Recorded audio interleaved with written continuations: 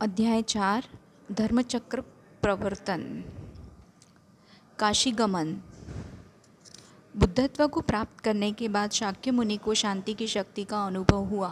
बुद्ध बनकर यद्यपि वे अकेले ही चल पड़े थे, परंतु ऐसा लग रहा था जैसे कि उनके पीछे पीछे बड़ा जनसमूह चला आ रहा हो। मार्ग में उन्हें एक शुद्धात्मा भिक्षु ने देखा। वह उनके स्वरूप से प्रभावित होकर उनके निकट आया और विनयपूर्वक बोला, हे अरहत, आप जितेंद्रिय और आत्मवेत्ता प्रतीत होते हैं। लगता है आपने संसार को जीत लिया है। पूर्ण चंद्र के समान आपका मुखमंडल प्रकाशित हो रहा है। आपका मन शांत है। आप प्रबुद्ध और संतुष्ट प्रतीत हो रहे हैं। ऐसा लगता है कि जो कुछ जानने योग्य है उसे आप जान चुके हैं। आपके तप का तेज दैदीप्यमान है। हे सौम्य, आपका नाम क्या है? आपका गुरु कौन है? भिक्षु द्वारा इस प्रकार पूछे जाने पर भक्त वत्सल भगवान बुद्ध ने उत्तर दिया, हे वत्स, मेरा कोई गुरु नहीं है। मैंने निर्वाण प्राप्त कर लिया है। मुझे अब धर्म का स्वामी समझिए।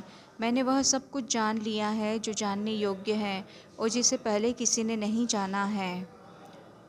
मैंने शत्रु के समान सभी क्लेशों को जीत लिया है, इसलिए लोग मुझे बुद्ध कहते हैं। मैं अब अमर धर्म की दुदुम्बी बजाने काशी जा रहा हूँ। किसी सुख या यश के लिए नहीं, अपितु दुखों से पीड़ित जनों के कल्याण के लिए वहाँ जा रहा हूँ, क्योंकि पहले मैंने प्रतिज्ञा की थी कि मैं मुक्त होकर दुखी जनों के दुख दूर करूँगा, उन्हें मुक्त करूँगा। जैसे दीपक के जलने मात्र से ही अंधकार नष्ट हो जाता है, वैसे ही बुद्धत्व की प्राप्ति के पश्चात सभी इच्छाएं स्वतः समाप्त हो जाती है। जैसे लकड़ी में अग्नि, आकाश में वायु और पृथ्वी में जल होना निश्चित है, वैसे ही काशी में उपदेश और गया में ज्ञान प्राप्ति निश्चित है। यह सुनकर भिक्षु ने भगवान बुद्ध को प्रणाम किया और वह अपने मार्ग पर आगे चला गया। शाक्य मुनि धीरे धीरे काशी की ओर अग्रसर होने लगे। उन्होंने दूर से ही काशी को देखा, जहाँ वरुणा और गंगा ऐसे मिल रही थी जैसे दो सखियाँ मिल रही हो। वे वहाँ से मृगदान मन सारनाथ गए, जहाँ सघन वृक्षों पर मोर बैठे हुए थे। मृगदाव वन में वे 5 भिक्षु रहते थे, जिन्होंने शाक्य मुनि को तब भ्रष्ट भिक्षु मानकर उनका संग छोड़ दिया था। 5 भिक्षुओं ने जब शाक्य मुनि को आते हुए देखा तो वो आपस में बातें करने लगे। उन्होंने निश्चय किया कि वे इस तब भ्रष्ट का अभिवादन नहीं करेंगे। यदि यह पहले हमसे बोलेगा तभी हम इससे बात करेंगे। 5 भिक्षु जब यह परामर्श कर रहे थे, तभी भगवान बुद्ध उनके समीप आ गए। जैसे ही वे उनके निकट आए, 5 भिक्षु अपने पूर्व निश्चय के विपरीत एकदम खड़े हो गए। उन्होंने विनयपूर्वक उनका अभिवादन किया। किसी ने उनका भिक्षा पात्र लिया, किसी ने उनका चीवर उठाया, किसी ने चरण धोने के लिए जल दिया और किसी ने बैठने के लिए आसन बिछाया। आसन पर विराजमान होकर तथागत बुद्ध ने उन्हें उपदेश देना चाहा, परंतु मोहवश उन्होंने उपदेश ग्रहण करने से मना किया और कहा, आपने तप त्याग दिया था, आप तत्व को नहीं जानते। तब तथागत ने उन्हें समझाया और कहा, जैसे विषयों में आसक्त लोग अज्ञानी हैं, वैसे ही अपने आप को क्लेश देने वाले भी अज्ञानी हैं, क्योंकि क्लेश द्वारा अमरत्व प्राप्त नहीं किया जा सकता। उन्होंने आगे बताया, बोध तपस्या से भिन्न तत्व है। देखो, जो तपस्या द्वारा अपने शरीर को क्षीण कर लेता है, वह तो व्यावहारिक ज्ञान भी नहीं पा सकता, तो उन्हें परम तत्व का बोध भला कैसे हो सकता है? जैसे लकड़ी में स्थित अग्नि को उसे चीर फाड़ कर नहीं, अपितु युक्ति से ही प्राप्त किया जा सकता है, वैसे ही शरीर की कष्ट देने से नहीं, अपितु योग की युक्तियों से ही बोध प्राप्त किया जा सकता है। इसीलिए मैंने कष्ट कर तप और आसक्तिमय भोग दोनों को त्याग कर मध्य मार्ग का आश्रय लिया है और बोधि प्राप्ति की है। मेरे इस मध्य मार्ग का प्रकाशक सम्यक दृष्टि रूपी सूर्य है तथा सम्यक संकल्प रूपी रथ इस सुंदर मार्ग पर चलता है।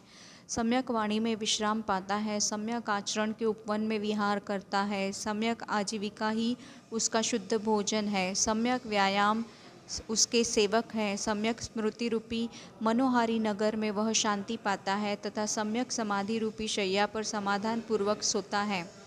तथागत ने आगे उन्हें समझाते हुए बताया, यही मध्य मार्ग है जो तीनों लोकों में अष्टांग योग के नाम से विख्यात है और जिससे जन्म, जरा, व्याधि और मृत्यु से मुक्त हुआ जा सकता है। मेरी दृष्टि में मध्य मार्ग के जो 4 मूलभूत सत्य हैं, वे है दुख, दुख का कारण, दुख का निरोध और दुख के निरोध के उपाय। मैंने दिव्य दृष्टि से ये आर्य सत्य जान लिया है और उनका अनुभव किया है। दुख है, यह मैंने पहचाना और उसके कारणों को छोड़ा। इसी तरह दुख के निरोध का अनुभव किया और उसके उपायों के रूप में इस मार्ग की उद्भावना की है। मैंने इसी ज्ञान के आधार पर निर्वाण प्राप्त किया है। मैं अब बुद्ध हूँ। महात्मा बुद्ध के इन करुणायुक्त वचनों को प्रथम बार कौंडिन्य आदि पांचों भिक्षुओं ने सुना और दिव्य ज्ञान प्राप्त किया। अपने प्रथम वचन के बाद सर्वज्ञ शाक्य मुनि ने पूछा, हे नरोत्तमो, क्या तुम्हें ज्ञान हुआ?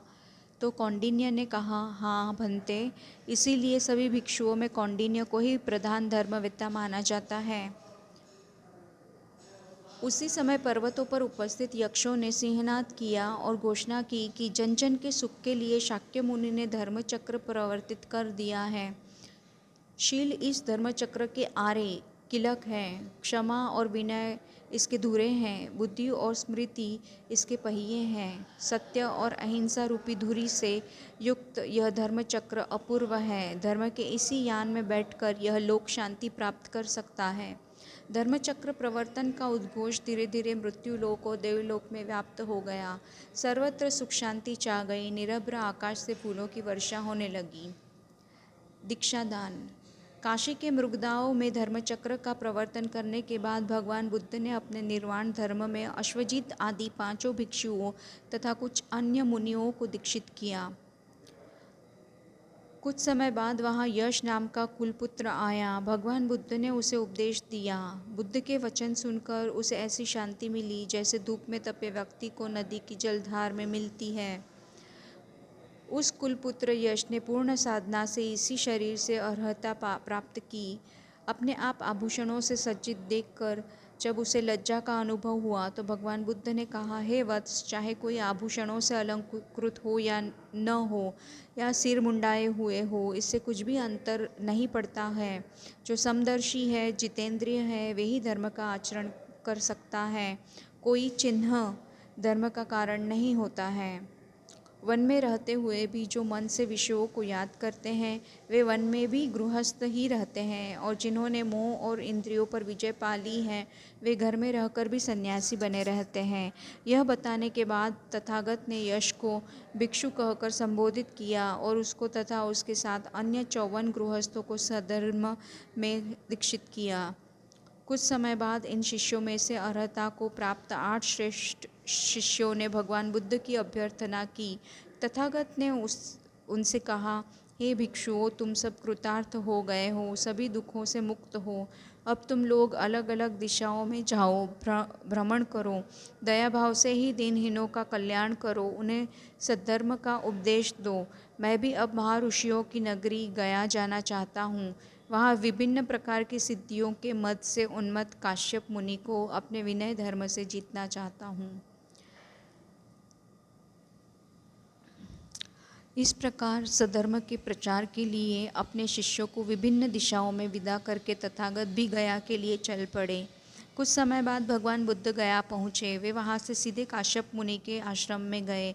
वहाँ जाकर उन्होंने काश्यप मुनि से अपने रहने के लिए कुछ स्थान मांगा। काश्यप मुनि ने उनका स्वागत तो किया, परंतु ईर्ष्यावश उन्हें मारने की इच्छा से एक ऐसी अग्निशाला में रहने के लिए कहा जिसमें एक भयंकर सांप रहता था।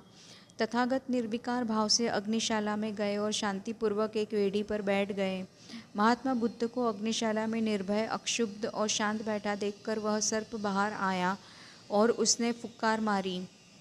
उसके विष की ज्वाला से सारी अग्निशाला जलने लगी, परंतु महात्मा बुद्ध निर्विकार भाव से बैठे रहे। उन्हें विष की अग्नि ने स्पर्श भी नहीं किया। महासर्प ने जब भगवान तथागत को शांत मुद्रा में बैठा देखा तो वह आश्चर्यचकित होकर प्रणाम करने लगा। आश्रमवासी अग्निशाला को जलता हुआ देखकर चिल्लाने लगे, अरे भिक्षु जल गया, भिक्षु जल गया। परंतु जब सुबह हुई तो भगवान बुद्ध ने उस महासर्प को अपने भिक्षा पात्र में रखा और उसे लेकर काश्यप मुनि के पास गए। भिक्षा पात्र में उस भयंकर महासर्प को विनीत भाव से बैठा देखकर काश्यप मुनि समझ गए कि यह मुनि मुझसे बहुत बड़ा है। उन्होंने तथागत को प्रणाम किया और उनका शिष्यत्व ग्रहण किया। काश्यप मुनि के मन परिवर्तन की बात सुनकर उनके 500 शिष्यों ने भी बौद्ध धर्म स्वीकार किया। इसी तरह काश्यप मुनि के भाई गए और नदी भी भगवान बुद्ध की शरण में आए। तीनों काश्यप बंधुओं और उनके शिष्यों को भगवान बुद्ध ने गए शीर्ष पर्वत पर निर्वाण धर्म का उपदेश दिया। उनके उपदेशों को सुनकर हजारों भिक्षुओं को अतिशय आनंद प्राप्त हुआ। तभी भगवान बुद्ध को याद आया कि उन्होंने मगधराज बिंबिसार को वचन दिया था कि जब उन्हें बुद्धत्व प्राप्त हो जाएगा तो वे उन्हें नए धर्म में दीक्षित करेंगे और उपदेश देंगे। इसलिए उन्होंने सभी कश्यपों को साथ लिया और मगध की राजधानी राजगृह की ओर प्रस्थान किया। कुछ समय बाद भगवान बुद्ध अपने समस्त शिष्यों के साथ राजगृह के वेणुवन में पहुँचे और वहीं विश्राम करने लगे। मगधराज ने जब सुना कि महात्मा बुद्ध वेणुवन में पधारे हैं तो वे अत्यंत प्रसन्न हुए और अपने मंत्रियों तथा नगरवासियों के साथ उनके दर्शन के लिए चल पड़े। मगधराज मुनि श्रेष्ठ को देखते ही अपने रथ से उतर पड़े और विनयपूर्वक उनके पास पहुँचे, सिर झुकाकर प्रणाम किया और आज्ञा मिलने पर भूमि पर बैठ गए। वहाँ आए सभी लोग काश्यप बंधुओं को महात्मा बुद्ध के शिष्य के रूप में देखकर आश्चर्यचकित रह गए।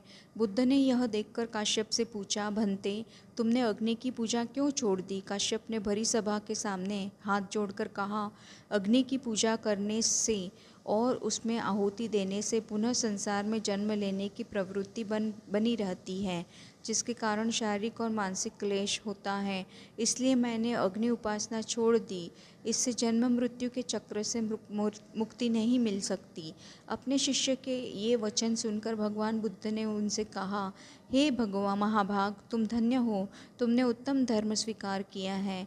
जैसे धनी व्यक्ति अपने ऐश्वर्य का प्रदर्शन करते हैं, तुम अपनी दिव्य शक्ति के ऐश्वर्य का प्रदर्शन करो। यह सुनकर काश्यप ने अनेक यौगिक चमत्कार दिखाए, जैसे आकाश में उड़ना, बैठना, सोना, अग्नि के समान जलना आदि। इस प्रकार के अनेक चमत्कार प्रदर्शित कर काश्यप ने भगवान बुद्ध को हाथ जोड़े और सबके सामने कहा, मैं आपका शिष्य हूँ। यह सब कुछ देख और सुनकर मगधराज और सभी मगधवासी आश्चर्यचकित हो गए और संवेद स्वर में बोल पड़े, बुद्ध सर्वज्ञ है। इसके बाद भगवान बुद्ध ने जिज्ञासु मगधराज को अनात्मवाद का उपदेश दिया। उनको बताया, जैसे सूर्यकांत मणि और ईंधन के संयोग से चेतना का जन्म होता है, बीज से उत्पन्न होने वाला अंकुर जैसे बीज से भिन्न भी है और अभिन्न भी है, वैसे ही शरीर, इंद्रियों और चेतना परस्पर भिन्न भी है और अभिन्न भी है। भगवान बुद्ध के उपदेशों से मगधराज बिंबिसार ने परमार्थ ज्ञान और पूर्ण धर्म दृष्टि प्राप्त की। उनके साथ आए मगध के अन्य व्यक्ति भी कृतकृत्य हो गए। तथागत का उपदेश सुनकर मगधराज अत्यंत प्रसन्न हुए और उन्होंने परम शांति का अनुभव किया। उन्होंने मुनि के निवास के लिए वेणुवन भेंट कर दिया, फिर उनसे आज्ञा लेकर अपने भवन की ओर प्रस्थान किया। एक दिन भगवान बुद्ध के जितेंद्रिय शिष्य अश्वजित भिक्षा के लिए नगर में गए। उनके मुख की शांति और कांति को देखकर अनेक नागरिक उनके प्रति आकर्षित हुए। वहीं कपिल संप्रदाय के एक सन्यासी अपने शिष्यों के साथ आए और अश्वजित को देखकर उनसे पूछने लगे, हे सौम्य, आपको देखकर हम सभी आश्चर्यचकित हैं। आपके गुरु कौन हैं? उनकी क्या शिक्षा है? अश्वजित ने कहा, इक्ष्वाकु के सुगत बुद्ध मेरे गुरु हैं। वे विद्वान हैं और मैं तो अज्ञानी हूँ। मैं अभी कुछ दिन पूर्व ही उनके द्वारा प्रवर्तित धर्म में दीक्षित हुआ हूँ। अंत में मैं आपको उनकी शिक्षा बताने में तो असमर्थ हूँ, फिर भी संक्षेप में कहता हूँ। उन्होंने उपदेश दिया है कि सभी धर्म किसी न किसी निमित्त से ही उत्पन्न हुए हैं, बिना कारण कुछ भी नहीं हुआ है। अश्वजीत के उपदेशों से ही उपतिष्य नाम श्रेष्ठ ब्राह्मण को भी ज्ञान प्राप्त हो गया। उसका अंतःकरण शुद्ध हो गया और वह वेणुवान की ओर जाने लगा। मार्ग में ऐसे मोदगल्यायन नाम के ब्राह्मण मिले। उन्होंने उपतिष्य के प्रसन्न मुख को देखकर पूछा, अरे, आज तो तुम भिन्न पुरुष से प्रतीत हो रहे हो। क्या तुम्हें ज्ञान प्राप्ति हो गई है? ऐसी शांति और प्रसन्नता अकारण नहीं होती। बताओ क्या बात है? तब उन्होंने बुद्ध के शिष्य से जो उपदेश सुने थे वे मौगल्यदान को बता दिए। उसका कुछ ऐसा प्रभाव हुआ कि मोदकल्यायन को भी सम्यक दृष्टि प्राप्त हो गई। तब दोनों अपने अपने शिष्यों के साथ भगवान बुद्ध के दर्शन के लिए वेणुवन गए। इन दोनों को शिष्य मंडली के साथ वेणुवन में आते देखकर महामुनि बुद्ध ने अपने शिष्यों से कहा, ये दोनों मेरे प्रमुख शिष्य हैं। उनमें से एक ज्ञानी है, दूसरा दिव्य शक्ति संपन्न है। जब वे निकट आ गए तो भगवान बुद्ध ने उन दोनों से कहा, शांति की इच्छा वाले साधुओं, आपका स्वागत है। आप उत्तम धर्म को भलीभांति समझिए। तथागत के प्रवचनों को सुनकर दोनों साधु मुग्ध हो गए और उन्होंने अपनी जटा और दंड त्याग दिए और काषाय वस्त्र धारण कर लिए। उन्होंने अपने शिष्यों के साथ मस्तक झुकाकर भगवान बुद्ध को नमस्कार किया, उनके आदेशों का पालन किया और क्रमशः साधना करके परम पद प्राप्त किया। तथागत की ख्याति सुनकर काश्यप वंश के एक धनी ब्राह्मण ने अपनी पत्नी और संबंधियों को त्याग दिया और वह निर्वाण की इच्छा से एक दिन भगवान बुद्ध के पास आ गया। उसने प्रणाम करके निवेदन किया, हे गुरुवर, मैं आपका शिष्य हूँ, आप मेरा मार्गदर्शन कीजिए। नवागत शिष्य की बातें सुनकर भगवान बुद्ध ने उसे अपने पास बैठाया और उपदेश दिया। उसने अपनी प्रखर बुद्धि से तथागत के उपदेशों को भलीभांति हृदयंगम किया। बाद में इन्हें ही महाकश्यप के नाम से प्रसिद्धि मिली।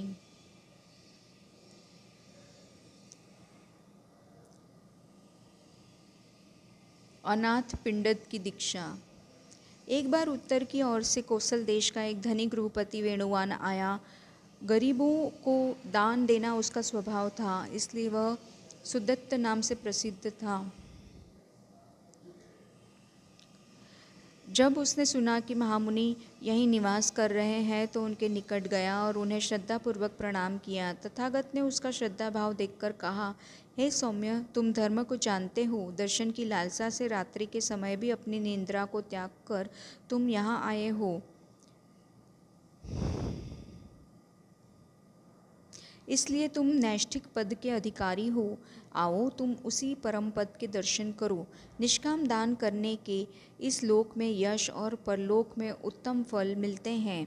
अतः तुम दान करो, शील और शिष्टाचार का पालन करो, विषयों की आसक्ति त्याग कर सभी प्रकार के दुखों से मुक्त हो जाओ।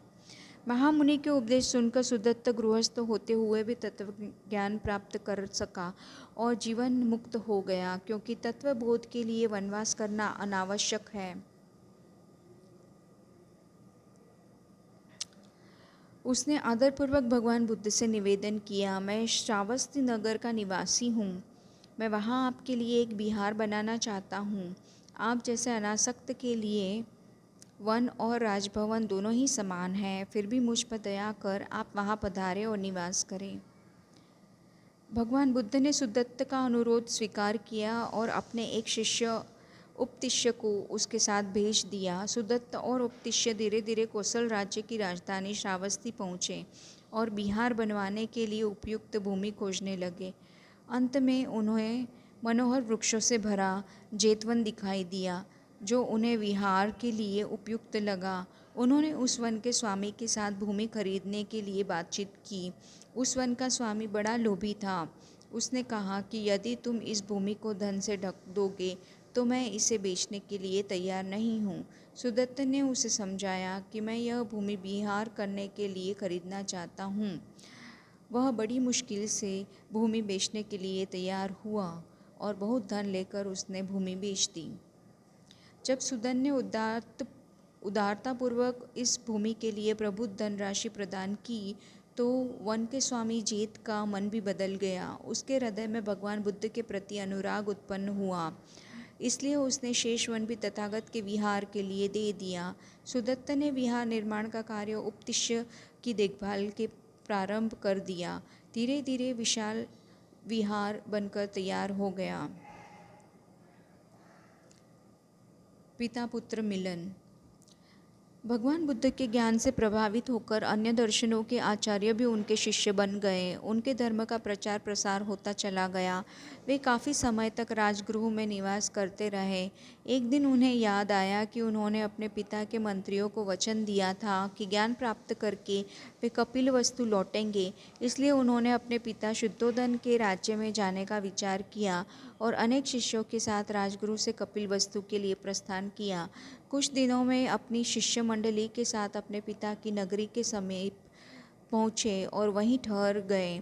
शुद्धोदन के पुरोहित और अमात्यों को जब अपने गुप्तचरों से यह सूचना मिली कि कुमार सिद्धार्थ बुद्ध बनकर नगर के समीप आए हैं, तो उन्होंने इसकी सूचना राजा को दी। राजा अपने पुत्र के आगमन का समाचार सुनकर प्रसन्न हो गए। अनेक पुरवासियों के साथ वे अपने पुत्र से मिलने के लिए चल पड़े। उनकी आंखों से आनंद के आंसू बह रहे थे।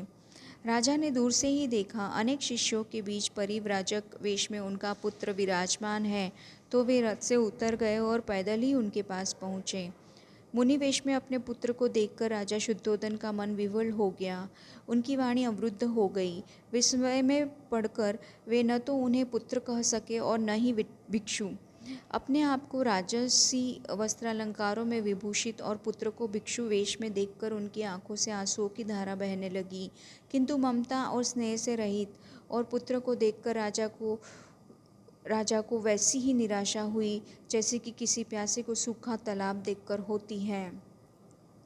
राजा ने अपने पुत्र को देखा, परंतु पुत्र दर्शन का सुख उन्हें नहीं मिला। राजा शुद्धोदन सोचने लगे, यदि वह मानधाता की भांति संपूर्ण पृथ्वी का स्वामी होता तो क्यों भिक्षा मांगता फिरता। कैसी विडंबना है, जो मेघ के समान धैर्यवान है, सूर्य के समान प्रतापी है और चंद्रमा के समान कांतिमान है, वह भिक्षा मांग रहा है। भगवान बुद्ध ने अपने पिता को देखा, उनके मनोभावों को समझा और अनुभव किया कि वे अभी भी उन्हें अपना पुत्र मान रहे हैं।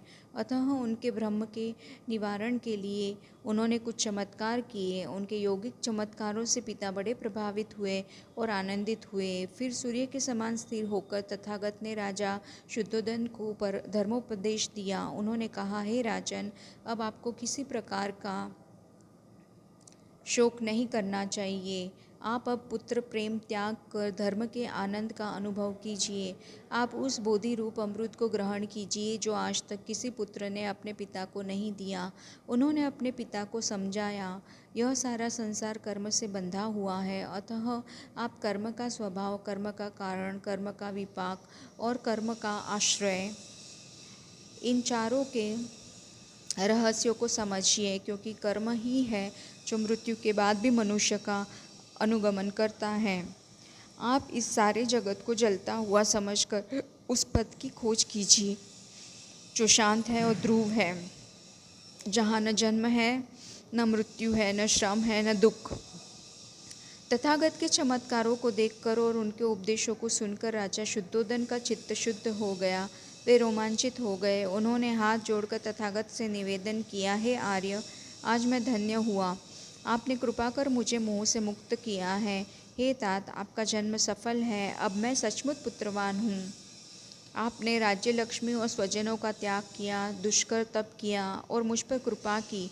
यह सब उचित ही है। आप चक्रवर्ती राजा होकर भी हम सब लोगों को उतना सुख नहीं दे सकते थे जितना आप आज दे रहे हैं। आपने अपने ज्ञान और सिद्धियों से भवचक्र को जीत लिया है। बिना राज्य के ही आप संपूर्ण लोकों के सम्राट की भांति सुशोभित है। यह कहकर राजा ने भगवान बुद्ध को सादर प्रणाम किया। भगवान बुद्ध के योग, ऐश्वर्य तथा उनके पिता द्वारा किए गए सत्कार को देखकर अनेक लोगों ने घर छोड़ने का निश्चय किया। अनेक राजकुमार निर्वाण धर्म का उपदेश सुनकर विरक्त हो गए। आनंद, नंद, कृमिल, अनिरुद्ध, कुंडधान्य ने उनसे दीक्षा ग्रहण की और गृह त्याग किया। तथागत की शिक्षा से देवदत्त तथा गुरुपुत्र उदयी ने भी यही किया। अत्रिनंदन उपाली ने भी दीक्षा ग्रहण की। राजा शुद्धोदन ने भी अपना राज्यभार अपने भाइयों को सौंप दिया और स्वयं राजर्षियों की तरह रहने लगे। इसके बाद राजपुत्र सर्वार्थ सिद्ध ने अपना लक्ष्य सिद्ध करके अपने दीक्षित शिष्यों तथा पूर्ववासियों के साथ नगर में प्रवेश किया। अश्रु बहाते हुए पूर्ववासियों ने पुष्प वर्षा करके उनका स्वागत किया। यह समाचार सुनकर राजभवन की स्त्रियां द्वारों और वातायनों की ओर दौड़ी। काषाय वस्त्रधारी होने पर भी उन्हें संध्याकालीन बादलों से आधे ढके सूरज के समान चमकते देखकर स्त्रियां रोने लगी और विवश होकर उन्होंने भगवान को प्रणाम किया। नगर और राजभवन की स्त्रियां अपने राजकुमार को मुनिवेश में देखकर तरह तरह से विलाप कर रही थी। पत्नी यशोधरा भी उन्हें देखकर अत्यंत शोक विवश हो गई, किंतु बुद्ध को न तो पत्नी का प्रेम विचलित कर सका और न पुत्र राहुल का।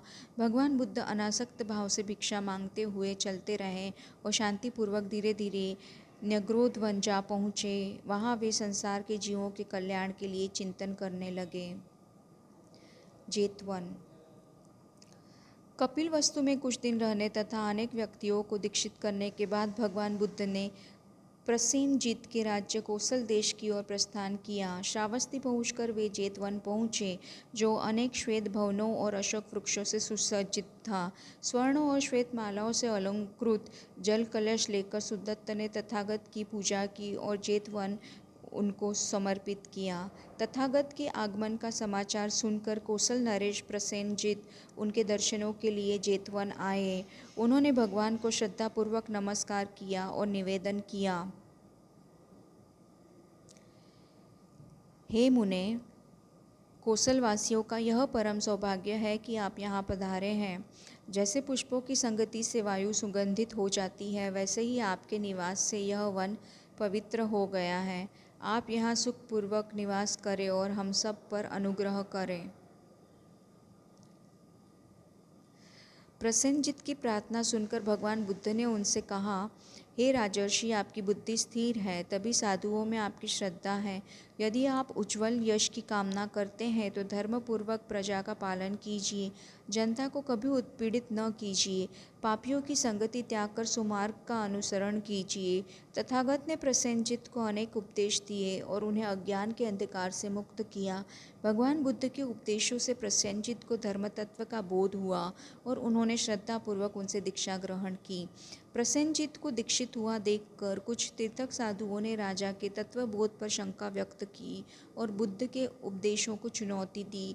इस पर राजा ने तथागत से प्रार्थना की कि वे शंका का समाधान करें।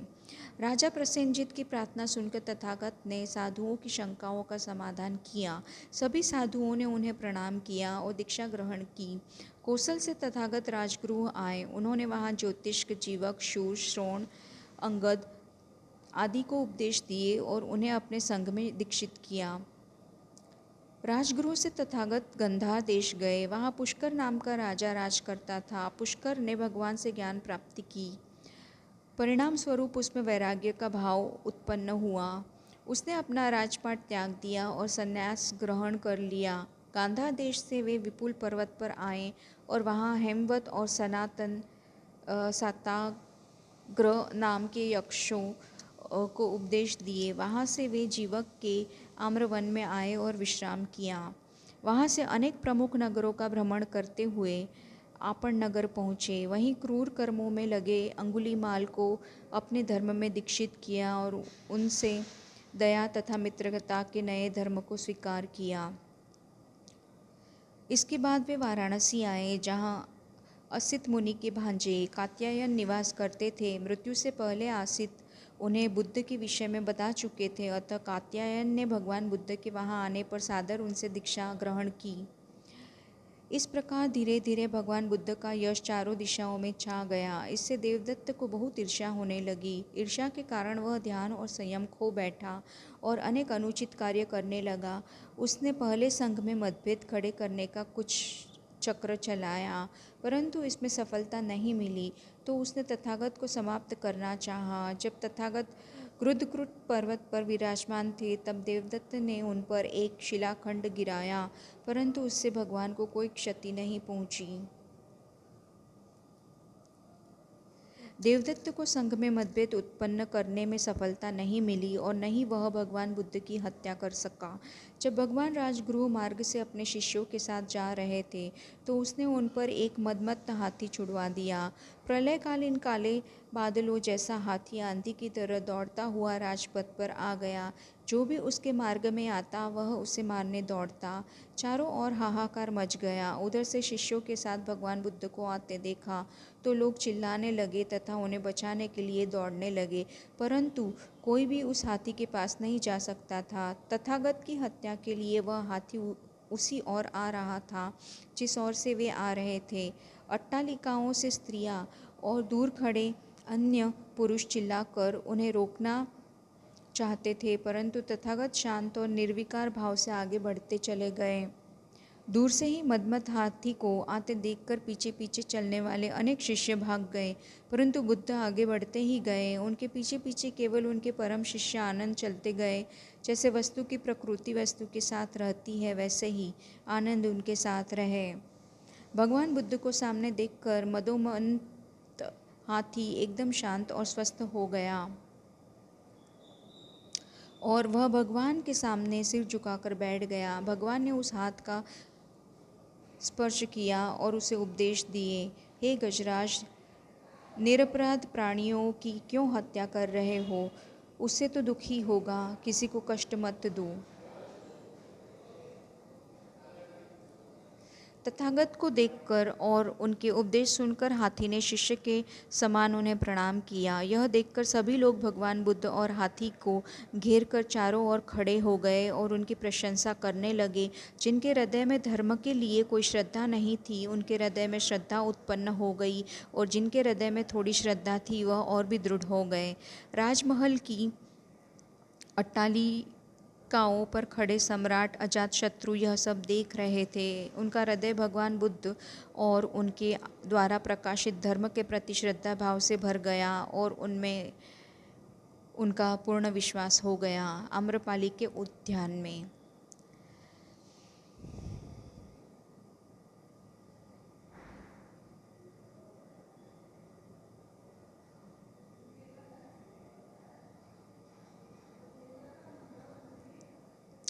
कुछ समय बाद तथागत राजगृह से पाटलिपुत्र आए। उस समय मगधराज के मंत्री वर्षाकार लिच्छवियों को शांत करने के लिए एक दृढ़ दुर्ग बनवा रहे थे। तथागत ने देखा कि उस दुर्ग के निर्माण के लिए अपार धनराशि आ रही है, तो उन्होंने भविष्यवाणी की, शीघ्र ही यह नगर विश्व का महत्वपूर्ण नगर होगा और सर्वत्र ख्याति प्राप्त करेगा। तब मगधराज के मंत्री वर्षाकार ने भगवान बुद्ध की पूजा की और उनसे आशीर्वाद प्राप्त किया। इसके बाद तथागत गंगा की ओर गए। नगर के जिस द्वार से वे गंगा तट गए थे, वर्षाकार ने उस द्वार का नाम गौतम द्वार रखा। गंगा पार करने के बाद तथागत कुट्टी नामक ग्राम में आए और धर्म का उपदेश दिया। कुछ समय वहाँ रहकर नंदीग्राम गए। वहाँ किसी कारण अनेक लोग मर गए थे। तथागत ने मृत्यु व्यक्तियों के संबंधियों को उपदेश दिए और सांत्वना दी। वहाँ के वे एक रात रहे और फिर दूसरे दिन वैशाली नगर के लिए प्रस्थान किया। वैशाली पहुंचकर उन्होंने उस समय की सर्वाधिक सुंदर स्त्री वैशाली की नगरवधु आम्रपाली के उद्यान में निवास किया। जब आम्रपाली ने सुना कि भगवान बुद्ध उसके उद्यान में निवास कर रहे हैं, तो वह बहुत प्रसन्न हुई और उनके दर्शनों के लिए तैयार हुई। उसने अलक्तक, अंजन, अंगराग तथा आभूषणों को त्याग दिया। अत्यंत विनम्र भाव से कुलवधुओं के समान श्वेत वस्त्र धारण किए और तथागत के दर्शन के लिए चल पड़ी।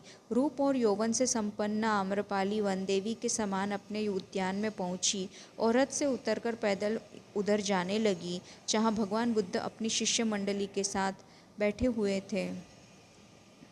भगवान बुद्ध ने आम्रपाली को आते देखकर अपने शिष्यों को सावधान किया और कहा, देखो आम्रपाली यहीं आ रही है। तुम सब बोध की औषधि से अपने आप को संयमित रखना और ज्ञान में स्थिर रहना। तुम प्रज्ञा रूपी बाण और शक्ति रूपी धनुष धारण करो और स्मृति रूपी कवच पहनकर अपनी रक्षा करो। जब तथागत अपने शिष्यों को इस प्रकार उद्बोधित कर रहे थे, तभी आम्रपाली हाथ जोड़कर उनके सामने उपस्थित हो गई। अपने उद्यान में एक वृक्ष के नीचे नेत्रबंद किए बैठे मुनि के दर्शन कर वह बहुत प्रसन्न हुई। श्रद्धा तथा शांत भाव से उसने भगवान बुद्ध को प्रणाम किया। फिर मुनि की आज्ञा प्राप्त कर हाथ जोड़कर वह उनके सामने बैठ गई। भगवान बुद्ध ने आम्रपाली को उपदेश देते हुए कहा, हे सुंदरी, तुम्हारा आशय पवित्र है क्योंकि तुम्हारा मन शुद्ध है। तुम्हारा चित्त धर्म की ओर प्रवृत्त है। यही तुम्हारा सच्चा धन है क्योंकि इस अनित्य संसार में धर्म ही नित्य है। देखो, आयु यौवन का नाश करती है, रोग शरीर का नाश करता है और मृत्यु जीवन का नाश करता है, परंतु धर्म का नाश कोई नहीं कर सकता। यद्यपि आम्रपाली नवयुवती थी, फिर भी उसमें बुद्धि की गंभीरता और आशय की पवित्रता थी। इसलिए उसने भगवान बुद्ध के उपदेशों को प्रसन्नतापूर्वक सुना।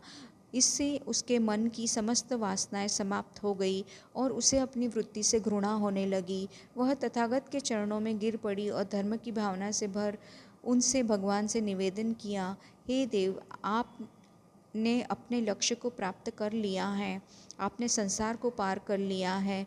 हे साधु, आप मुझ पर दया करें और धर्म लाभ के लिए मेरी भिक्षा स्वीकार करें, मेरे जीवन को सफल करें। भगवान बुद्ध ने आम्रपाली की सच्ची भक्ति भावना को जानकर उसकी प्रार्थना स्वीकार कर ली।